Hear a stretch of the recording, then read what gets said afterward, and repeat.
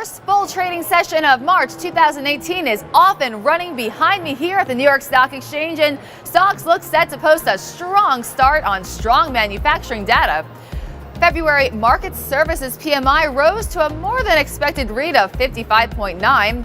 Market composite PMI also rose to a higher than expected read of 55.8, and ISM non-manufacturing PMI rising above expectations to 59.5. But looking to the remainder of the week, the global markets enter the headlines on Tuesday, led by Australia's RBA interest rate decision. Expectations call for the rate to remain unchanged at 1.5%. But a lot of focus will be on speeches as the RBA's Governor Philip Lowe will speak, and in the UK, the Bank of England chief economist and MPC member Haldane will speak.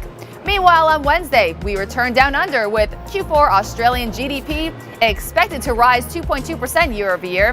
While in the Eurozone, Q4 GDP is also scheduled, and expectations call for the rate to remain unchanged at 2.7% year over year.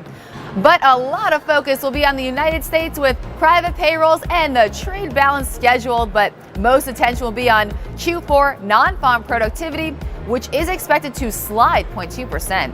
And on Thursday, we start with trade balance figures from both China and Australia. While in Europe, it's more about interest rates. The Swiss unemployment rate is expected to remain unchanged at 3%, while the ECB deposit rate decision is also expected to remain unchanged, and then followed by the ECB monetary policy statement and press conference. And we end the week in China with February producer prices expected to come in at 3.8% year over year, while in Japan, it will be time for its interest rate decision to be released.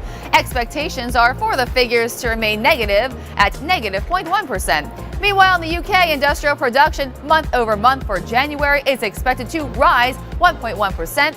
But the biggest story will be U.S. jobs figures. Non-farm payrolls for February is expected to come in at 200,000, and the unemployment rate is expected to slide to 4%. Meanwhile, in the forex market, the euro-dollar sees consolidation with the pair up slightly, 0.13% at 123.33.